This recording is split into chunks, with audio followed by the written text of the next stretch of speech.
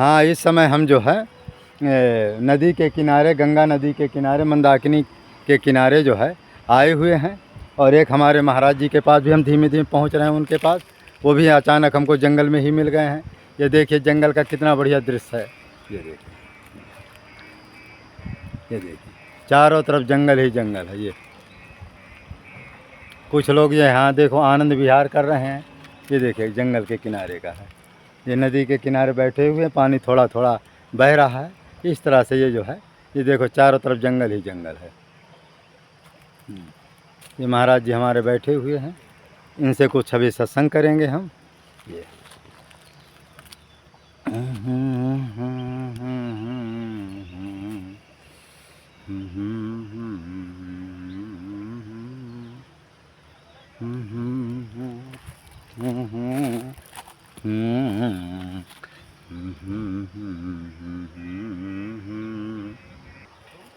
इस तरह से महाराज जी हमारे जो हैं गंगा किनारे का थोड़ा दृश्य भी आपको दिखा देंगे। और महाराज जी उधर मिलते हैं। और बढ़िया देखिए, ऐसे जंगलों में महापुरुष लोग बहुत कम मिलते हैं। ये ऐसा एरिया है वाला। जी जी यहीं पर रहता है। जी जी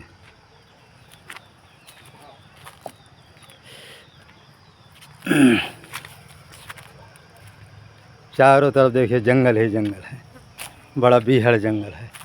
और बढ़िया झाड़ियाँ हैं।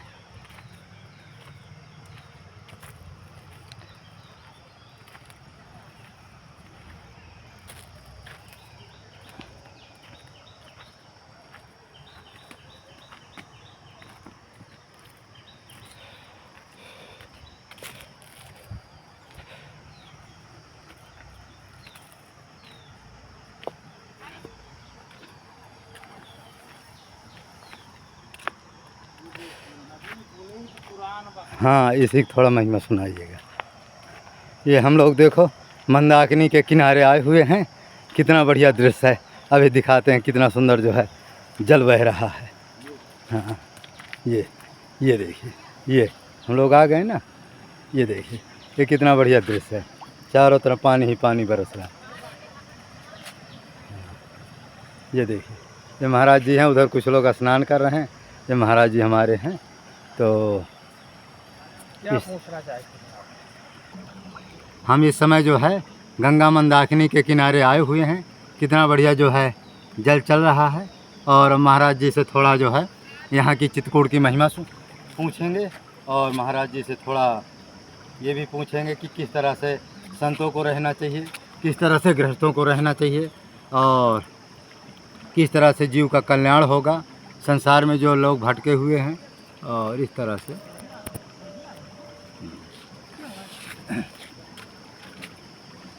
जय श्री राम, जय श्री राम। महाराज वीडियो बन रहा है क्या? वो मानव धर्म चैनल है। सीताराम जय चित्रकूट में कहाँ कहाँ साधु संत है, कहाँ कहाँ बहुत मज़ा आता है जब उसको देखते हैं मोबाइल में सब वीडियो। बहुत आनंद आता। हाँ, इस समय हम जो है मंदाकिनी के किनारे आए हुए। जाना था तो निकल जाइए ना, ये पत्थर पड़ेगा। मैं देखा करता हूँ, रखो यहाँ से तो पैर रखने को बने महाराज जी बैठे हैं ना। मैं कभी कभी देखा करता हूँ राम भैया, शाम को फुर्सत में। बहुत मज़ा आता है सब देखने में।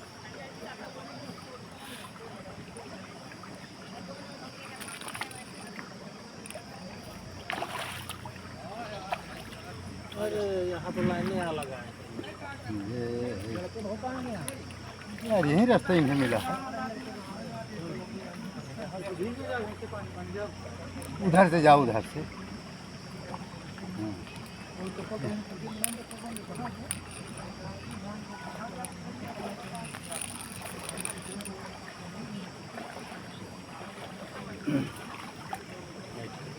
हाँ हाँ, सभी दर्शनार्थ प्रार्थना है कि इस समय हम जो है मंदाकिनी के किनारे, बहुत अच्छा दृश्य चारों तरफ आप देख ही रहे हैं। महाराज जी से कुछ हम प्रश्न पूछेंगे कि किस तरह से जो है राम नाम का जप करना चाहिए और किस तरह से जो है गृहस्थ लोग अपना जीवन बिता करके या गृहस्थ में रहते हुए भगवान के पास पहुंचने का या भगवान राम नाम में मन लगना चाहिए। इस तरह के तमाम जो है प्रश्न उत्तर हम लोगों के पास है। तो महाराज सबसे पहले अपना नाम बताने की बात। हमारा नाम वैसे तो हमको यहाँ पहलवान बाबा के नाम से जानते हैं, अच्छा। लेकिन हमारा नाम जो है बालक रामदास जी है। अच्छा त्यागी जी। जी। तो महाराज जी आपको लगभग कितने बरस हो गए इस समाज में? हमको यहाँ 20 साल हो गए। हमारे महाराज जी को जो है इस जंगल घोर जंगल में तपस्या करते करते 20 बरस हो गए हैं। 20 बरस तो बहुत आयु होती है। ऐसे बिहार जंगल में रहना बड़ा कठिन है, लेकिन संत लोगों को लिए चाहे जंगल में रहे कहीं रहे उनके लिए खिलवाड़ जैसा है। तो महाराज अब ये बताने की कृपा करिए कि राम नाम जो है लोग कह रहे हैं मन क्यों नहीं लगता और राम नाम कैसे जपा जाए? देखिए, राम नाम की महिमा तो तुलसीदास जी वेद पुराण शास्त्र सभी कहते हैं। जी राम नाम ही संसार से भव सागर से पार कर सकता है। ये कलयुग में न जोग है, न जग है, न ज्ञान है, न तप है। या थोड़ा घुमा। इस कलयुग में केवल राम नाम ही सार्थक है। राम नाम के ही महिमा से लोग भव सागर से पार होंगे। राम नाम की ही ये गंगा है जो माता अनसुईया ने राम नाम के प्रभाव से इसको निकाला था। जी सत्य। राम ब्रह्म परमार्थ रूपा। राम ही ब्रह्म थे और जो मानव के रूप में परमार्थ के रूप में वो यहाँ इस धरा पर आए थे पूर्ण धाम में, और तभी से यहाँ आनंद बरस रहा है। महाराज जी सत्य कह रहे हैं कि जो ये गंगा जी बह रही हैं, अनसुईया ने राम नाम के बल पर ही गंगा जी को प्रवाहित किया है। और लोग ठीक है अपने अपने अनुसार नाना प्रकार के तर्क वितर्क करते हैं कि पतिव्रता के बल पर किया, कुछ भी किया। पतिव्रता भी राम नाम का ही चमत्कार होता है। जब तक यदि पत्नी के पास, पतिव्रता के पास जो राम नाम का बल नहीं होगा, इतनी बड़ी नदी का जो है प्रकट करना, देखो पति को जीवित करना आसान है, लेकिन इतनी बड़ी नदी को प्रकट करना पतिव्रता तो ठीक है, लेकिन राम नाम का ही चमत्कार है। क्योंकि हमारे परमहंस श्री राम मंगलदास जी के सामने स्वयं अनसुईया जी प्रकट हुई, उन्होंने राम नाम का चमत्कार दिखाया और राम नाम की महिमा का ज्ञान किया। और उन्होंने ये भी कहा कि जो हम नदी को प्रकट किया वो राम नाम के बल पर ही प्रकट किया। तो महाराज जी कुछ भगत लोग कहते हैं कि राम नाम में मन क्यों नहीं लगता? देखिए, मन लगाने से लगता है। ये मन तो बड़ा चंचल है। हाँ, मन बहुत बड़ा। मन, किसी भगत ने कहा है कि मन ही ब्रह्मा, मन ही ईश्वर, मन से बड़ा न कोई। और मन उजियाला जब जब फैले तो जग उजियाला हो। और मन से चाहे भाग ले कोई, जग से चाहे भाग ले कोई, तो मन से भाग न पाए। तो मन, देखिए, कंट्रोलिंग ऑफ माइंड। हाँ, ये मन बड़ा चंचल है। ये चंद्रमा मनसो जाते चक्षु ये जाए तो हो, इसकी उपमा चंद्रमा से दी गई। तो मन को क्या है कि मन इंद्रियों के बस में मन है, और मन को अगर इसको मन बिगड़ गया है तो इसको राम जी को चरणों में अर्पित कर दो तो मन ही आपका स्थायी हो जाएगा। जब तक ये मन को आप किसी, चूँकि बिगड़ा हुआ है मन, ये हाँ, बिगड़ा हुआ है, तो जब तक कोई कुशल कारीगर नहीं मिलेगा तो कैसे ये मन को सुधारा जाएगा? तो ये मन को जब तक आप समर्पित नहीं करेंगे, चाहे गुरु को कर दो, चाहे राम जी को कर दो, तब तक ये मन आपका स्थिर नहीं होगा। ये मन अगर स्थिर हो जाएगा तो मन ही आपका राममय हो जाएगा। मन ही ब्रह्मामय, मैं ही विष्णुमय। मन से अगर किसी ने चाह ले तो मन लगा जिसने भजा एक बार सीता राम को, और पा गया सो तर गया वो तो मुक्ति धाम। तो मन लगा जिसने भजा। मन की भी गति है और मन का भी एक अपना प्रभाव है। जब तक मन से हम कोई कार्य नहीं करेंगे तब तक हमें किसी भी कार्य में, चाहे हम गृहस्थ हों, चाहे विरक्त हों, चाहे संत हों, तब तक हमें किसी कार्य में सफलता नहीं मिल सकती। मन से ईश्वर को अगर पाना है तो मन से, अगर हमें कोई सेवा करना है तो मन से, या हमें किसी कार्य में सफलता प्राप्त करना है तो मन से। तुलसीदास जी ने भी कहा कि मन लगा जिसने भजा एक बार सीताराम को, और पा गया सो तर गया वो तो मुक्ति। तो मन लगा जिसने भजा एक बार सीताराम, एक बार ही अगर आपका मन लग गया तो भगवान क्या, वो इंसान की बात क्या, भगवान भी आपके पास आ जाए। और बताइए। हाँ, तो महाराज जी जो मन का जो है बहुत अच्छा जो है उदाहरण दिए हैं। और मन को जब तक मन व्यक्ति का बस में नहीं है तब तक भगवान बहुत दूर हैं। कोई भी कार्य की सफलता महाराज जी नहीं। नहीं, कोई आपके पास जीव जंतु जानवर भी नहीं आ सकता। हाँ, मन की जो है पवित्रता बहुत जरूरी है। ये मन से संबंध व्यक्ति का शरीर से संबंध और बहुत जरूरी है। तो महाराज जी कहना है कि सब कुछ मन ही है, मन को बस में करो, और जब तक मन बस में नहीं तब तक जो है किसी भी कार्य में महाराज सफलता प्राप्त हाँ, ना। तो महाराज जी कुछ भक्त लोग कमेंट करते हैं कि घर में रह करके किस तरह से हम गृहस्थ जीवन बिताते हुए माने कुछ भगवान का भजन करे या संत सेवा करे या कुछ माने हमारी गति अच्छी हो। ये गृहस्थ धर्म तो श्रेष्ठ धर्म माना गया है। हाँ, सही। मतलब गृहस्थ धर्म से बढ़कर के कोई धर्म नहीं है। 4 आश्रम होते हैं, वानप्रस्थ आश्रम, गृहस्थ आश्रम, संन्यास आश्रम। तो इनमें से सबसे श्रेष्ठ गृहस्थ माना गया है।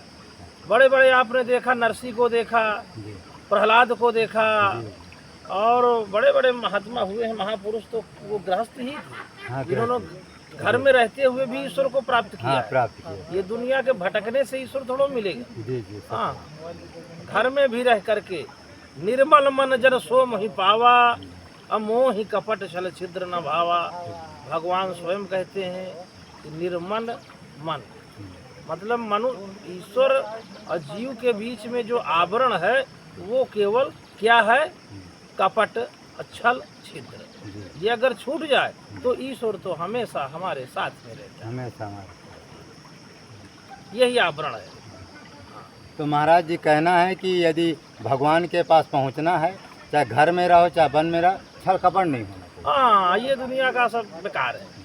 तो जब तक महाराज जी कहना है कि जब तक अंदर आपके छल कपट नाना प्रकार के दुर्गुण विकार भरे हुए हैं, तब तक भगवान से आप बहुत दूर। अरे इंसान नहीं आ सकता भगवान की, तो बड़ी दूर बात है। हाँ, हाँ, बात ठीक कह रहे। जब तक यदि आपके व्यवहार अच्छा हो जाए तो भगवान तो आएंगे ही, साथ साथ इंसान भी जुड़ने लगे। अरे अब देखिए, आज बागेश्वर का जय जयकार हो रहा है जी। तो क्यों हो रहा है? क्योंकि उसने अपने मन को बस में किया। मन को बस में। हनुमान जी ने क्या किया था? सुमिर पवन सुत पावन नाम, और अपने बस कर राखे राम। तो प्रेम जगत में सार और कुछ सार नहीं। राम का भी स्वरूप प्रेम ही है जी, सत्य बात। प्रेम इंसान को शैतान बना देता है, प्रेम पत्थर को भी भगवान बना देता है। प्रेम की बात जमाने में निराली देखी, और प्रेम की फूल की लती हुई डाली। तो राम है केवल प्रेम प्यारा, और जान ले सो जाननहारा। इसलिए प्रेम ही जगत में सार है। अगर कोई भी है, प्रेम अगर उसका है, मन से है, तो ईश्वर मिलना बहुत सरल है। और अपने जब तक मन नहीं है उसका सही, तब तक कुछ भी सही नहीं। इसलिए मन को शुद्ध बनाए। तो भगवान को पाने के लिए सबसे पहले आपको मन को निर्मल बनाना पड़ेगा। फिर इसके बाद जो है कोई भी कार्य करेंगे सफलता मिलेगी। जी, मानसिक संतुलन अच्छा होना चाहिए। जब तक मानसिक संतुलन सही नहीं है तब तक किसी चीज़ में सही। महाराज जी, इस समय जो नए नए लड़के हैं ये बहुत ज़्यादा भटक रहे हैं, इनके लिए कुछ उपाय बताइए। ये जो है क्या है कि आज का जो खान पान है, अच्छा, आप देख रहे हैं कि विकारों से भरा हुआ है। खान पान में शुद्धता नहीं रह गई, और जैसा खाए अन्न वैसा बने मन। तो इनका जो खान पान है वो सब गड़बड़ है। आज के जो नवयुवक पीढ़ी है, हमारी जनरेशन है, उसका खान पान सही ना होने की वजह से ये सब गड़बड़ झाला हो रहा है। सत्य बात। तो ये लोगों का खान पान को शुद्ध करना पड़ेगा। इनको खान पान शुद्ध करेंगे, सात्विक प्रवृत्ति अपनाएंगे, तब इनका जीवन जी। सफल होगा और सार्थक होगा, नहीं ये सब बेकार है। कुछ महाराज माता पिता की कमी है क्या? देखिए माता पिता को तो नहीं कह सकते क्योंकि वो समर्थवान है। नहीं, शिक्षा सही नहीं वो देते। क्या है, कुछ सही नहीं बच्चे दे। को बिगाड़ने में, हाँ हाँ जी जी अगर अपनी संतान को बिगाड़ने में जी, तो माता पिता की अहम भूमिका है। अहम है। अगर माँ चाह ले और पिता चाह ले तो अपने पुत्र को राम बना सकता है, बात सत्य है। और अगर माँ पिता चाह ले तो अपने पुत्र को रावण, कंस जी जी। इत्यादि खरदूषण बना सकता हाँ है। खरदूषण जी सारा खेल जो है। हाँ, माँ पिता से। अच्छा। जननी जनक बंद सुत दारा। जी। तो यही है सब महाराज। अच्छा हुआ आप। तो महाराज जी कहना है कि यदि अपने बच्चों को सुधारना है तो उनको सही चरित्र दीजिए, सही मार्गदर्शन हो, उनका सात्विक प्रवृत्ति का भोजन हो जी। और अच्छी शिक्षा होना चाहिए। अच्छी शिक्षा। हाँ, क्योंकि आजकल अज्ञानता के अहंकार में लोग भटक रहे हैं। भटक रहे हैं। हाँ, शिक्षा है लेकिन अंधकार की शिक्षा है। अंधकार की। हाँ, ये सब अंधकार में भटके हुए हैं, इनको भी सही मार्ग नहीं मिल रहा है। कुछ महाराज जी अपने बच्चों को सोच रहे हैं कि साधु संतों के पास ले जाएंगे तो सन्यासी न बन जाए, ऐसा भ्रम घुसा है। अरे सन्यासी बन जाएंगे, साधु से हो नकार जहानी। जी भगवान राम को विश्वामित्र लेने आए थे जी तो दशरथ जी मोह बस नहीं दे रहे थे, जी लेकिन तब वशिष्ठ बहुविध समझावा जी कि भाई साधु मांग रहा है, साधु से हो नकार जहानी। साधु को दे दोगे तो कुछ ज्ञान सिखा देगा, हाँ। अच्छे संस्कार डाल देगा, जी, जी। विद्या दे देगा, इनका जीवन हाँ। आनंदमय हो जाएगा, सार्थक हो जाएगा। जी। हाँ, तो महाराज जी कहना है कि कभी भी अपने बच्चों को जो है साधु महात्माओं के पास खूब ले जाओ। अरे संत महात्मा हमारी जो है सनातन धर्म की संस्कृति है। जी साधु संत न होते तो ये धरा कहाँ से आती, जी। राम कहाँ से आते। जी इसलिए साधु संत हमारी जो है एक सनातन संस्कृति है। जी हाँ, जिस दिन साधु संत नहीं होंगे उस दिन ये धरती जो है रसातल में चली जाएगी। जी जी। हाँ, संत न होते धरा में हाँ, तो जल मरता संसार। संसार आग लगी आकाश में झरझर गिरे अंगार, जी और संत न होते जगत में तो जल मरता संसार। जी दूसरे कवि ने कहा कि नहीं, आग लगी आकाश में झरझर गिरे अंगार, हाँ। संत न होते जगत में जल मरता संसार। अपने अपने झाड़ से चला जाए संसार। वाह। नहीं, ठीक है। आपस की ईर्षा द्वेष भावना इतनी बढ़ गई है आदमी के अंदर, जी उन्हीं से वो परेशान रहता है, परेशान। और गृहस्थ जीवन भी उसका जो है दुखमय है।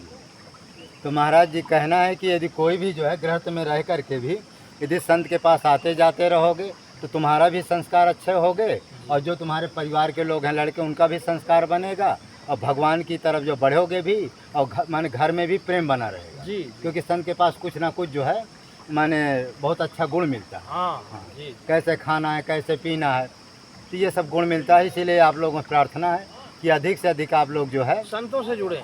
संतों से जुड़े। संतों से जुड़ने से ही हमारा कल्याण होगा।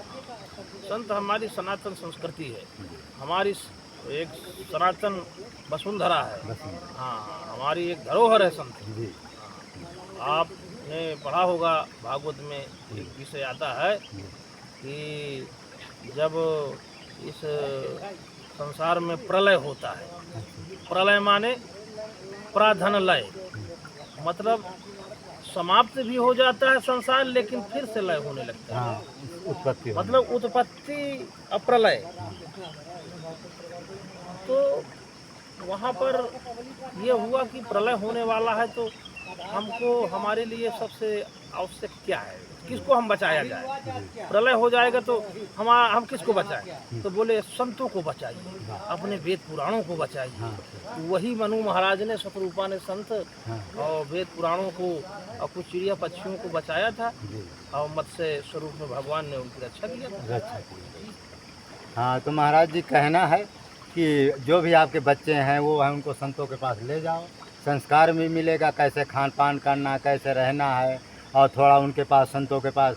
अच्छा, संतों को माने कुछ संत जैसे नहीं जनता कहती हमारे संतों के पास जाएंगे, कुछ मांगते हैं, ये है वो है, तो उसके बारे में ये आजकल संतों का भी जीवन बड़ा विचित्र हो गया है। संत को ज़्यादा किसी चीज़ से शक्ति नहीं होना चाहिए। हाँ, ये आप देख रहे हैं हम लोग विरक्त भाव में रहते हैं, लेकिन आज हम देख रहे हैं कि साधु संत भी गृहस्थ से ज़्यादा उनकी आवश्यकताएं बढ़ गई जी।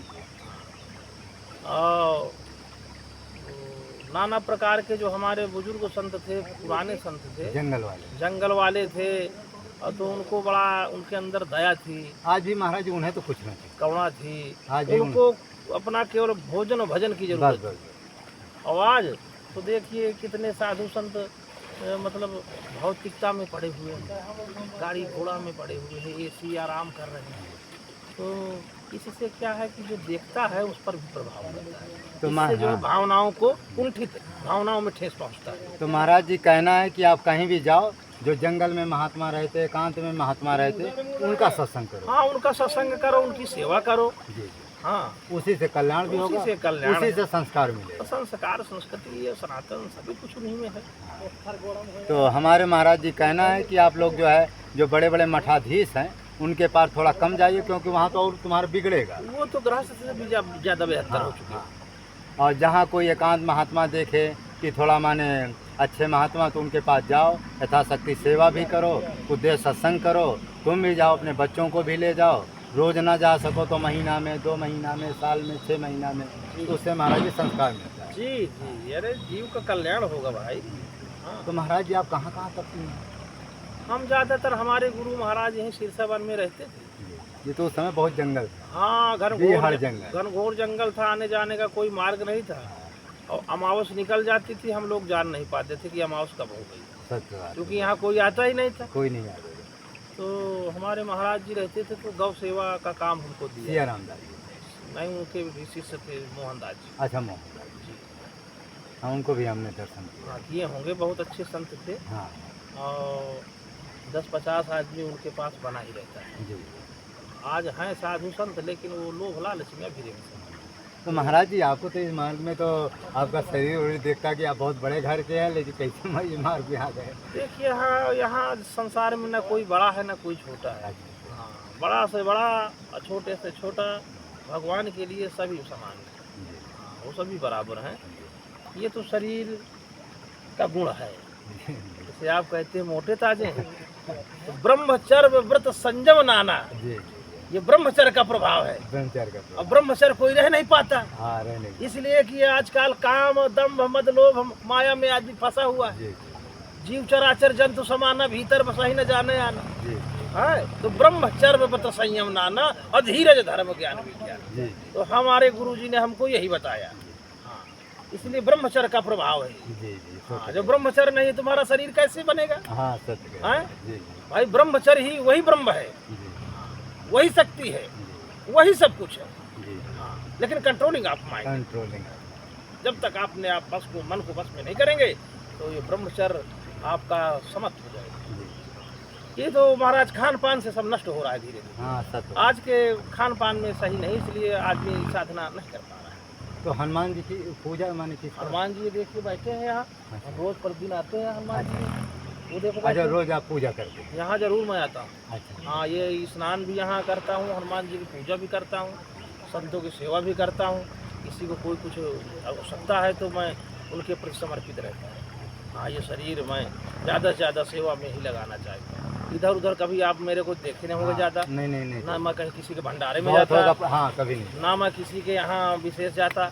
ज़्यादातर मेरा जीवन यही सिरसावन, फटकशिला और यही। तो महाराज जी का दिनचर्या, महाराज जी लगभग कितने बजे सुबह उठ जाते हैं? सवेरे हम 5-5 बजे।